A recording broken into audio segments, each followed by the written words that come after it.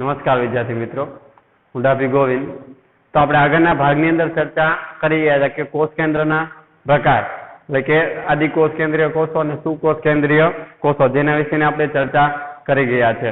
ત્યારબાદ એની સાથે સંકળાયેલો શબ્દ છે કોષ રસ. તો કોષ રસ વિશે પણ આપણે ચર્ચા કરી. હવે એનાથી આગળ તો આપણે એની અંદર પણ વાત કરી કોષીય અંગિકાઓ. તો કોષીય અંગિકાઓ કોને કહેવામાં આવે છે, કેટલા પ્રકારની કોષીય અંગિકાઓ છે, કઈ કઈ અંગિકાઓ છે, અંગિકાઓનું મુખ્ય કાર્ય શું હોય છે, તો એના વિશેની આપણે ચર્ચા કરવાની છે. તો સૌપ્રથમ આપણે વાત કરીશું કોષીય અંગિકા એટલે શું અને કોષીય અંગિકાઓ ના પ્રકારો જણાવવાના છે. તો કોષીય અંગિકાઓ એટલે શું?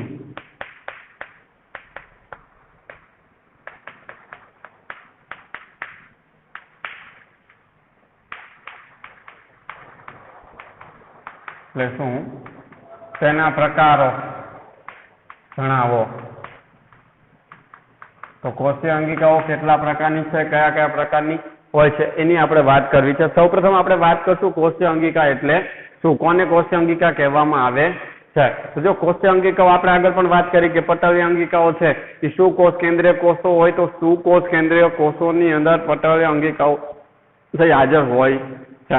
તો આજે સુકોષ કેન્દ્રીય કોષો હોય છે, તો સુકોષ કેન્દ્રીય કોષોની અંદર વિવિધ પ્રક્રિયાઓ છે. વિવિધ પ્રક્રિયાઓ એકબીજાથી અલગ રાખવા માટે ઘણી બધી પ્રક્રિયાઓ થતી, ઘણી બધી પ્રક્રિયાઓને એકબીજાથી શું રાખવી છે, અલગ રાખવી છે. બધી પ્રક્રિયા સાથે મિશ્ર ન થઈ જાય તો એકબીજાથી અલગ રાખવા માટે કોષ રસમાં પટલથી આવરિત શું હોય, નાની રચનાઓ તમને જોવા મળે છે.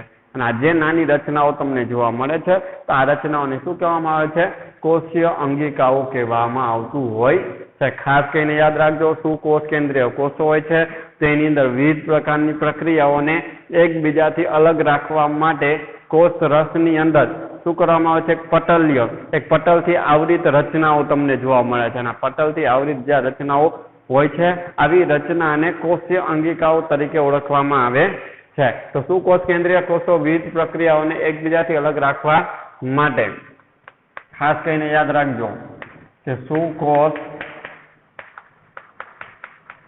કેન્દ્રીય કોષો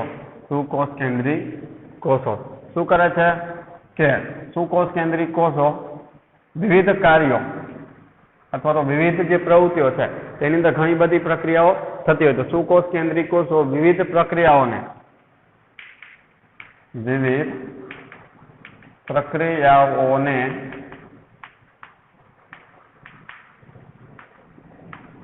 એકબીજાથી અલગ રાખવા માટે, તો આપણે આગળ પણ ચર્ચા કરી કે કોષ હોય છે તો કોષની અંદર ઘણી બધી ક્રિયાઓ થતી હોય છે.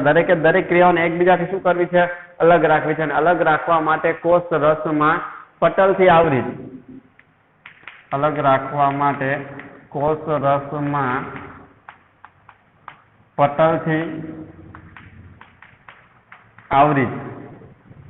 શું થાય છે, નાની રચનાઓ તમને જોવા મળે છે. નાની રચનાઓ હોય છે. શું હોય છે, કોષ રસમાં પટલથી આવરિત આવી નાની રચનાઓ હોય છે. અને આવી જે રચનાઓ જોવા મળે છે ને તેમને કોષીય અંગિકાઓ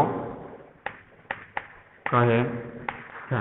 જો સુકોષ કેન્દ્રીય કોષો હોય તો સુકોષ કેન્દ્રીય કોષોની અંદર શું થતી, વિવિધ પ્રકારની ક્રિયાઓ થતી હોય છે. તો વિવિધ પ્રકારની ક્રિયાઓને શું કરવી છે, એકબીજાથી અલગ રાખવી છે. અને અલગ રાખવા માટે કોષ રસ પટલમાં શું હોય છે, કોષ રસમાં પટલથી આવરિત રચના હોય.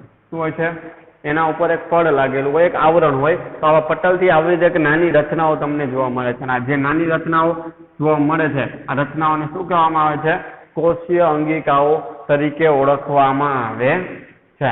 તો આ હતી કોષીય અંગિકાઓની વાત. હવે કોષીય અંગિકાઓ કઈ કઈ છે, એના પ્રકાર કયા છે? તો કોષીય અંગિકાના પ્રકારો. તો કોષીય અંગિકાઓ છે કેટલા પ્રકારની હોય છે તેની આપણે વાત કરીશું. તો પહેલી આવે છે અંતઃકોષ રસજાળ. અંતઃકોષ રસ ઝાડ. યાદ રાખજો કેટલા પ્રકારની અંગિકાઓ છે અને કઈ કઈ છે. અંતઃકોષ રસ ઝાડ. બીજું આવે છે ગોલ્ગી પ્રસાધન. ગોલ્ગી પ્રસાધન. ત્રીજી હોય છે રિબોઝોમ.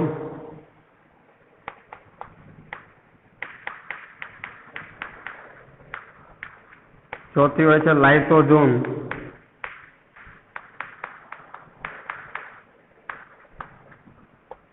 પાંચમી હરિત કણ. શું હોય છે? એટલે કણાપ સૂત્ર. અગત્યની છે તેની આપણે વાત કરીશું. કણાપ સૂત્ર.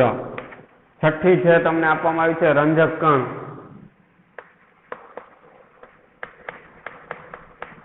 ને સાતમી છે રસધાની.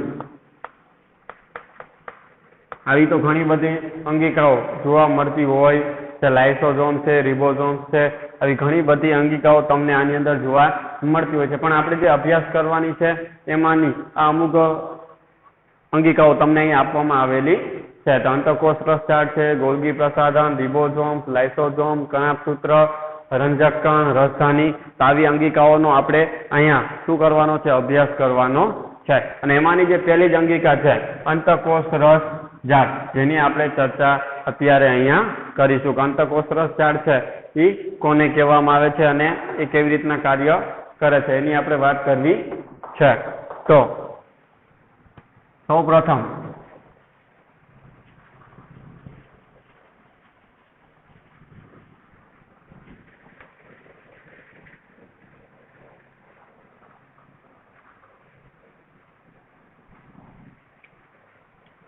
તમને પ્રશ્ન પૂછે કે અંતઃકોષ રસ ઝાડ સમજાવો. અંતઃકોષ રસ ઝાડ સમજાવો. પ્રશ્ન પૂછે કે અંતઃકોષ રસ ઝાડ શું કરવાની છે? સમજાવવાની છે. અંતઃકોષ રસ ઝાડ કેટલા પ્રકારની હોય, કયા કયા એના પ્રકાર છે, એના કાર્ય શું હોય છે, એનું સ્થાન શું હોય છે, એની રચના કેવી છે, દરેક ભાગની આપણે અહીંયા ચર્ચા કરવાની છે. તો સૌપ્રથમ અંતઃકોષ રસ ઝાડ. તો એનું સ્થાન પહેલા તો અંતઃકોષ રસ ઝાડ હોય છે ક્યાં હોય છે? તો એનું સ્થાન આપણે નક્કી કરવાનું છે કે અંતઃકોષ રસ ઝાડ ક્યાં હોય છે. તો સુકોષ કેન્દ્રી કોષના સમગ્ર કોષ રસના જે વિસ્તાર હોય છે એ વિસ્તારની અંદર સમકેન્દ્રિત રીતે પથરાયેલી પટલમય રચના ધરાવે છે. પહેલા તો જો અંતઃકોષ રસ ક્યાં જોવા મળે? સુકોષ કેન્દ્રી કોષો હોય. શું હોય?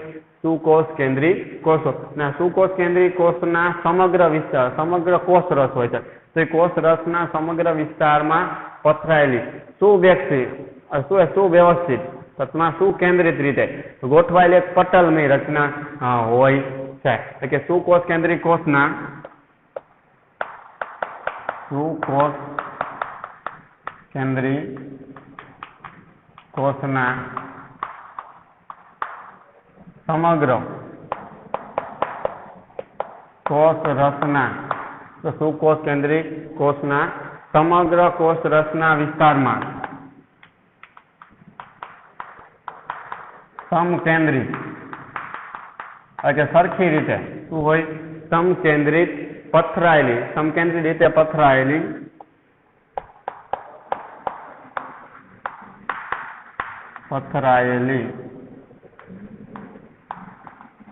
પટલમય રચના છે. તો પહેલાનું સ્થાન ક્યાં હોય? સુકોષ કેન્દ્રી કોષનો જે કોષ રસ છે તો કોષ રસની અંદર સમકેન્દ્રિત રીતે પથરાયેલી પટલમય રચના છે. એટલે ટૂંકમાં આપણને ખબર પડી જાય કે સુકોષ કેન્દ્રી કે અંતઃકોષ રસ ઝાડ છે એ સુકોષ કેન્દ્રી કોષના કોષ રસમાં હોય. કેમાં હોય? કોષ રસમાં હોય છે. અને એક વ્યવસ્થિત રીતે પથરાયેલી સમકેન્દ્રિત રીતે પથરાયેલી એક પટલમય રચના છે. ટૂંકમાં એના ઉપર એક આવરણ તમને ચડાયેલું જોવા મળતું હોય છે. આ તેની સ્થાનની વાત. હવે આપણે એની વાત કરશું એની રચનાની વાત કે કેવી રચના ધરાવે છે, એનો આકાર કેવો હોય છે એની વાત છે. લાંબી હોય છે, નલિકામય કે ગોળાકાર અથવા તો કોથળી જેવી રચનાઓની બનેલી આવૃત જાડીમય એટલે કે જાડીમય સ્વરૂપ ધરાવે છે. તે લાંબી હોય, નળાકાર હોય કે પછી ગોળાકાર હોય કે પછી કોથળી જેવી રચના ની બનેલી આવૃત જાળીમય રચના જાળીમય સ્વરૂપ ધરાવે છે કે તે લાંબી નળાકાર કે ગોળાકાર નળાકાર અથવા તો ગોળાકાર પછી અથવા તો કોથળી જેવી અથવા તો કોથળી જેવી રચના ધરાવતી કોથળી જેવી રચના ધરાવતી શું હોય છે રચનાઓની બનેલી આવૃત જાળીરૂપ સ્વરૂપ જેવી રચના ધરાવતી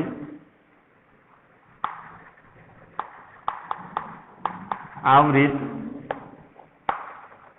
જાળીમય સ્વરૂપ ધરાવે છે યાદ રાખજો તે લાંબી હોઈ શકે નળાકાર કે ગોળાકાર અથવા તો કોથળી જેવી રચના ધરાવતી આવૃત જાળીમય આવૃત હોય આવરણથી પટલીય આવરણથી આવૃત હોય એવી જાળી સ્વરૂપ શું કરે છે રચના ધરાવતી હોય છે અંતઃકોષરસ ઝાડની પટલીય સંરચના કોષરસ પટલ છે આગળ આપણે કોષરસ પટલ વિશે વાત કરી તો કોષરસ પટલની જેવી સંરચના હોય છે એના જેવી સંરચના કોણ ધરાવે છે અંતઃકોષરસ ઝાડ તમને એક માર્ક્સના પ્રશ્નમાં પણ પૂછાઈ શકે કે અંતઃકોષરસ ઝાડની સંરચના કોને મળતી આવે છે તો અંતઃકોષરસ ઝાડની સંરચના હોય છે કોષરસ પટલને મળતી આવતી હોય છે અંતઃકોષરસ ઝાડની શું હોય છે પટલીય સંરચના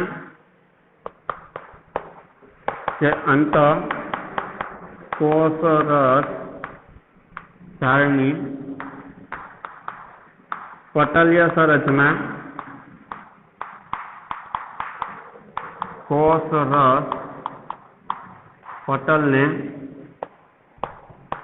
મળતી આવે છે અથવા સમાન હોય છે અંતઃકોષરસ ઝાડની પટલીય સંરચના હોય છે એ કોષરસ પટલને મળતી આવતી હોય છે હવે જો અલગ અલગ કોષો હોય તો અલગ અલગ કોષની અંદર અંતઃકોષરસ ઝાડની જે રચના હોય છે એ પણ કેવી જોવા મળે છે અલગ અલગ જોવા મળે છે એટલે કે વિભિન્ન કોષોમાં અંતઃકોષરસ ઝાડની રચનામાં વિવિધતા જોવા મળે છે જે ભિન્ન કોષોમાં અંતઃકોષરસ ઝાડની રચનામાં ભિન્નતા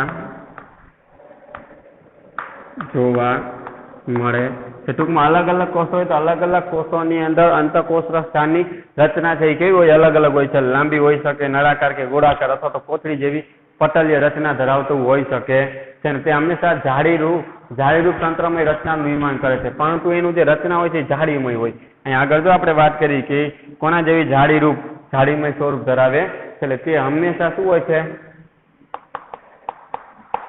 કે તે હંમેશા જાળીમય સ્વરૂપ ધરાવે કેવું છે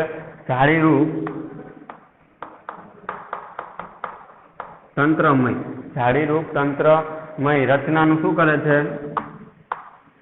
રચનાનું નિર્માણ કરે છે આ ખાસ યાદ રાખવું તે હંમેશા જાળીરૂપ તંત્રમય રચનાનું એટલે કે જાળીરૂપ તંત્રનું શું કરે છે નિર્માણ ટૂંકમાં એની જે રચના હોય છે જાળીરૂપ હોય કેવી હોય છે જાળીરૂપ રચના તમને જોવા મળે છે એટલે શું કોષ કેન્દ્ર કોષ છે એનો પેલું સ્થાન છે કે કોષ રસમાં તમને જોવા મળે છે એક પટલમય રચનાથી પથરાયેલી રચના તમને જોવા મળે છે કે તે લાંબી હોઈ શકે નળાકાર ગોળાકાર અથવા તો કોથળી જેવી જાળીરૂપ રચના ધરાવતી હોઈ શકે છે તે અંતઃકોષરસ ઝાડની પટલીય સંરચના છે કોષરસ પટલ જેવી જ હોય છે અને સમાન મળતી આવે છે અલગ અલગ કોષ હોય તો અલગ અલગ કોષની અંદર અંતઃકોષરસ ઝાડની જે રચના હોય છે એ પણ અલગ હોય છે અને તે હંમેશા જાળીમય તંત્રમય રચના ધરાવતું હોય છે તેનું નિર્માણ કરે છે હવે જે અંતઃકોષરસ ઝાડ છે અંતઃકોષરસ ઝાડના બે પ્રકાર છે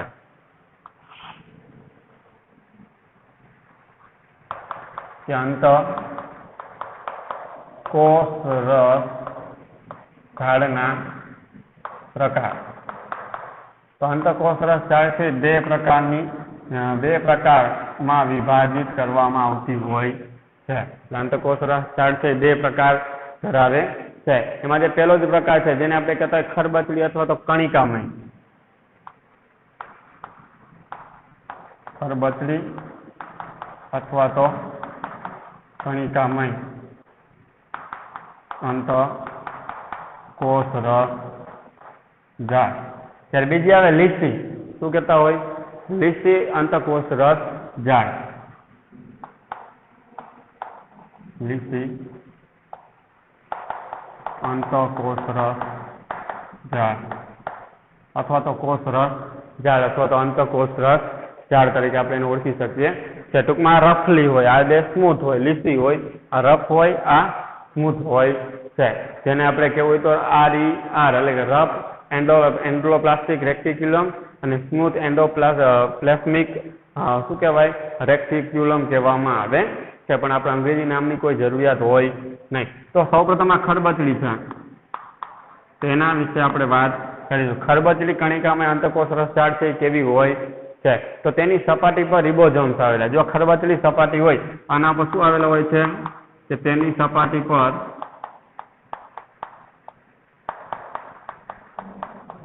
રિબોઝોમ આવેલા હોય.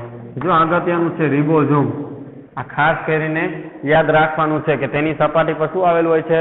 રિબોઝોમ આવેલા તમને જોવા મળે છે. અને તે પ્રોટીન સંશ્લેષણ, આ રિબોઝોમ આવેલા છે એટલા જ માટે કઈ ક્રિયા કરી શકે છે? પ્રોટીન સંશ્લેષણ, પ્રોટીનનું નિર્માણ કરવાની ક્રિયા કરી શકે છે. કે તેથી તે શું કરી શકે છે? પ્રોટીનનું, એટલે કે તે પ્રોટીન સંશ્લેષણનું કાર્ય કરે છે. તે પ્રોટીન સંશ્લેષણનું કાર્ય કરે છે. અહીંથી એક આપણે રિબોઝોમ આગળના જોયા હતા, અંતઃકોષરસ જાળ છે, અંગિકાઓ છે, એની અંદર આ રિબોઝોમની ચર્ચા કરી હતી. પણ એક અલગ પ્રકાર સ્વરૂપમાં પણ તમે એને દર્શાવી શકતા હોય છો. યાદ રાખજો, ખરબચડી અથવા તો કણિકામય અંતઃકોષરસ જાળ છે, તેની સપાટી પર ખાસ કરીને શું જોવા મળે છે? રિબોઝોમ. અને રિબોઝોમ છે એટલા માટે જે શું કરી શકે છે? પ્રકાશ સંશ્લેષણ એટલે પ્રોટીન સંશ્લેષણની ક્રિયા કરી શકતા હોય, એટલે કે પ્રોટીનનું નિર્માણ કરવાની ક્રિયાઓ થઈ શકતી હોય છે. જ્યારે આની સપાટી પર રિબોઝોમ હોતા નથી. જ્યારે લીસી સપાટી હોય, લીસી અંતઃકોષરસ જાળ હોય તો તેની સપાટી પર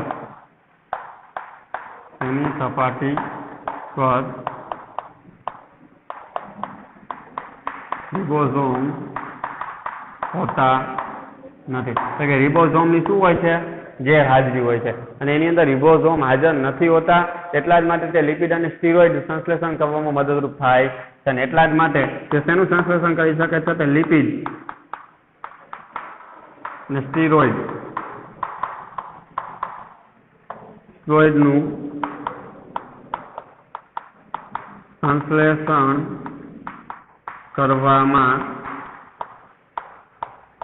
મદદરૂપ બને છે. એટલે કે આપણે ચરબી કહેતા હોય, ચરબી અને સ્ટીરોઇડ નું સંશ્લેષણ કરવામાં શું કરે છે? મદદરૂપ બનતી હોય છે. તો અંતઃકોષરસ જાળના બે પ્રકાર છે, ખરબચડી સપાટી, ખરબચડી અંતઃકોષરસ જાળ, ને બીજું લીસી અંતઃકોષરસ જાળ. તો ખરબચડી સપાટી હોય તો એના ખરબચડી અંતઃકોષરસ જાળ તો એના સપાટી પર રિબોઝોમ હાજર હોય અને એટલા જ માટે પ્રોટીન સંશ્લેષણનું કાર્ય કરી શકાય. યાદ રાખો, રિબોઝોમ હોય એટલે પ્રોટીનનું સંશ્લેષણ કરી શકે. આના પર રિબોઝોમ હાજર નથી હોતા એટલા માટે તે લિપિડ અને સ્ટીરોઇડનું શું કરી શકે છે? સંશ્લેષણ કરવામાં મદદરૂપ બનતા હોય છે.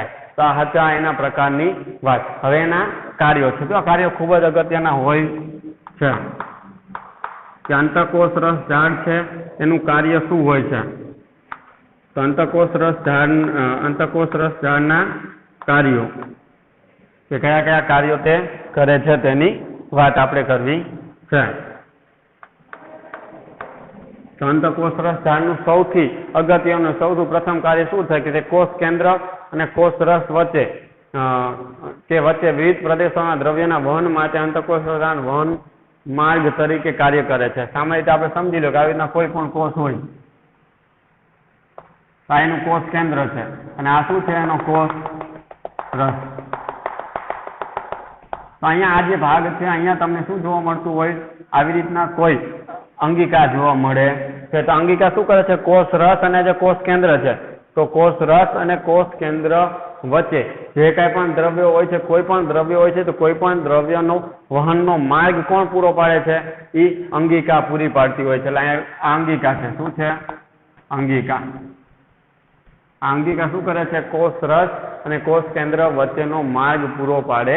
ત્યારે તમે કહી શકો કોષ કેન્દ્ર અને કોષ રસ વચ્ચે કે કોષ રસના વિવિધ પ્રદેશોમાં દ્રવ્યના વહન માટે અંતઃકોષ રસ ઝાડ છે વહન માર્ગ તરીકે કાર્ય કરે છે. તો કે તે કોષ કેન્દ્ર અને કોષ રસ વચ્ચે વિવિધ દ્રવ્યોના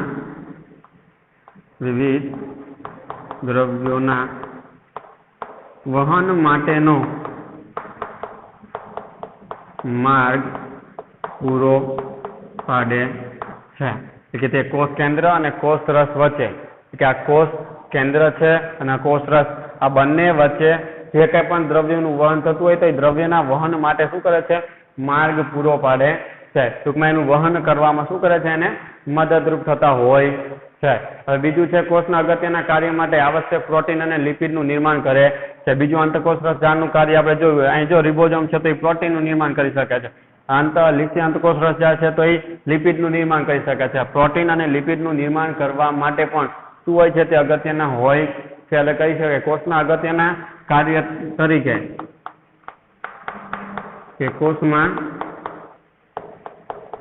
અગત્યના કાર્ય માટે તે પ્રોટીન અને લિપિડનું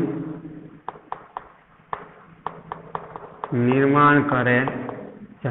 શેનું નિર્માણ કરે છે? પ્રોટીન અને લિપિડનું. કે જો આના દ્વારા પ્રોટીનનું નિર્માણ થાય છે, ખરબચડી દ્વારા અંતઃકોષ રસ દ્વારા લિપિડનું નિર્માણ થાય છે. નિર્માણ કરવામાં અગત્યનો ભાગ ભજવે છે. ને કેટલાક પ્રોટીન અને લિપિડનો કોષ રસ પટલના બંધારણમાં ઉપયોગી, જ્યારે કેટલાક ઉત્સેચકો અને અંતસ્ત્રાવો તરીકે કાર્ય કરે છે. એટલે કે પ્રોટીન અને લિપિડ છે આ જે કોષ રસ પટલ છે તો કોષ રસ પટલ હોય છે તેના બંધારણમાં ઉપયોગી બને છે.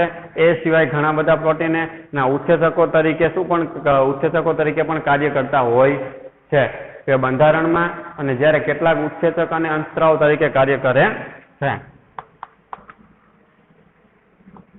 તો આ પ્રોટીન અને લિપિડ કોષ રસ પટલના બંધારણમાં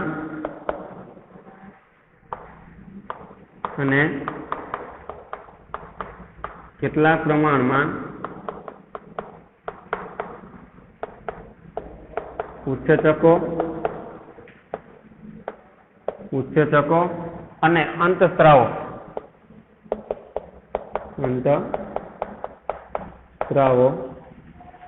તરીકે કાર્ય કરે છે. યાદ રાખવાનું આમાં ઘણા બધા જે પ્રોટીન અને લિપિડ હોય છે એ આ જે કોષરસ પટલ બને છે તો આ કોષરસ પટલનું બંધારણ બનાવવા માટે પણ ઉપયોગી છે ને ઘણા બધા પ્રોટીન અને લિપિડ હોય છે એ અંતસ્ત્રાવો તરીકે અથવા તો ઉત્સેચકો તરીકે શું કરતા હોય છે? કાર્ય કરતા હોય છે. અંતસ્ત્રાવો અને ઉત્સેચકો તરીકે પણ એ કાર્ય કરતા હોય છે. ત્યારબાદ કે કોષની કેટલીક જૈવ રાસાયણિક પ્રવૃત્તિઓ માટે અંતઃકોષરસ ઝાડ છે કોષ રસીય બંધારણીય સપાટી પૂરી પાડે છે. એટલે ઘણી બધી પ્રવૃત્તિઓ થતી હોય છે કે ઘણી બધી કોષ રાસાયણિક પ્રવૃત્તિઓ માટે અંતઃકોષરસ ઝાડ છે શું કરે છે? તો એ અંતઃકોષરસ ઝાડ છે બંધારણીય સપાટી પૂરી પાડે છે કે કોષની કેટલીક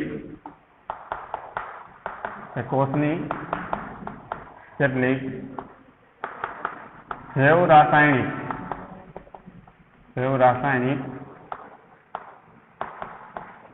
પ્રવૃત્તિઓ માટે અંતઃકોષરસ ઝાડ શું કરે છે? બંધારણીય સપાટી પૂરી પાડે છે.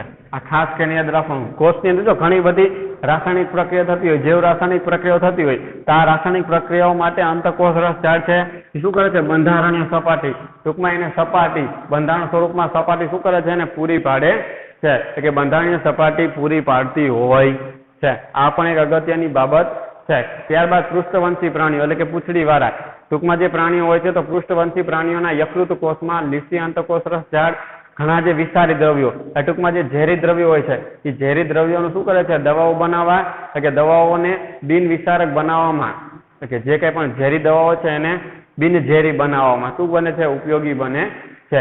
કે પૃષ્ઠવંશી પ્રાણીઓના યકૃત કોષોમાં, પૃષ્ઠવંશી પ્રાણીઓના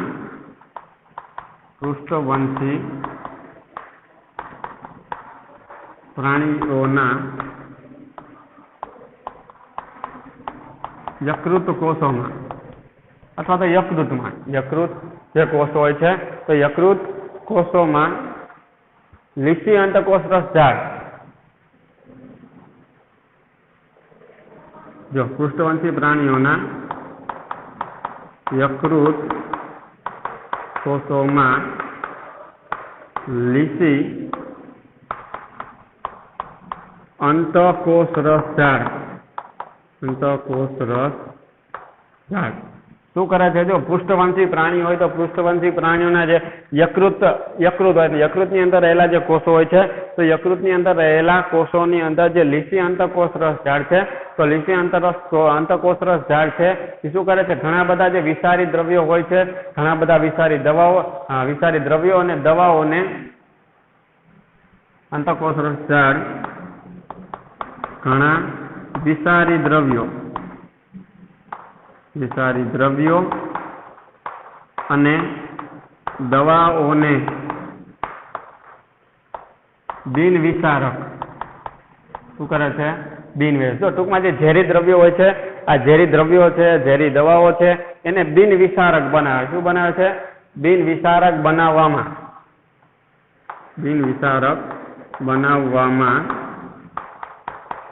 અગત્યની ભૂમિકા ભજવે છે. આ ખાસ કરીને અગત્યનું છે, મોસ્ટ આઈમ્પી બાબત છે યાદ રાખવાની, કે જે લીસી અંતઃકોષ રસ ઝાડ છે, લીસી અંતઃકોષ રસ ઝાડનું કામ શું હોય? તો લીસી અંતઃકોષ રસ ઝાડ છે એ પૃષ્ઠવંશી પ્રાણીઓ છે તો પૃષ્ઠવંશી પ્રાણીઓના યકૃતના જે કોષો છે એની અંદર શું કરે છે? જે ઘણા બધા વિષારી દ્રવ્યો હોય, ઘણી બધી દવાઓ હોય તો વિષારી દ્રવ્યો અને દવાઓને શું બનાવે છે? બિનવિષારક બનાવે છે, ટૂંકમાં બિનઝેરી બનાવે છે. અને બિનઝેરી બનાવવામાં લીસી અંતઃકોષ રસ ઝાડ છે એ ખૂબ જ અગત્યનો ભાગ ભજવતી હોય છે. તો આ હતા શું છે? અંતઃકોષ રસ ઝાડના કાર્યો, કે તે કોષ કેન્દ્ર અને કોષ રસ વચ્ચે વિવિધ દ્રવ્યોના વહન માટેનો એક માર્ગ પૂરો પાડે છે. બીજું, કોષમાં અગત્યના કાર્ય માટે તે પ્રોટીન અને લિપિડનું નિર્માણ કરે છે. આ જ પ્રોટીન અને લિપિડ છે એ કોષ રસ પટલના બંધારણમાં અને કેટલાક જે લિપિડ અને પ્રોટીન હોય છે એ અંતસ્ત્રાવો તરીકે, ઉત્સેચકો તરીકે પણ કાર્ય કરતા હોય છે. કોષની કેટલીક જૈવરાસાયણિક પ્રવૃત્તિઓ માટે અંતઃકોષ રસ ઝાડ શું કરે છે? બંધારણીય સપાટી પૂરી પાડે. જ્યારે પૃષ્ઠવંશી પ્રાણી હોય તો યકૃત કોષોમાં લીસી અંતઃકોષ રસ ઝાડ હોય છે ને એ ઘણા બધા વિષારી દ્રવ્યો છે, દવાઓ છે એને શું બનાવે છે? બિનવિષારક બનાવે છે. અને બિનવિષારક બનાવવામાં ખૂબ જ અગત્યનો ભાગ ભજવતા હોય છે. તો આ હતી અંતઃકોષ રસ ઝાડના સ્થાન વિશે, રચના છે, એના પ્રકાર છે, એના કાર્યો છે, એના વિશેની વાત. ખૂબ જ અગત્યની બાબત છે અંતઃકોષ રસ ઝાડ. હવે પછીની જે બીજી અંગિકા છે એના વિશે આપણે આગળના વિડીયોની અંદર ચર્ચા કરીશું. જય હિન્દ.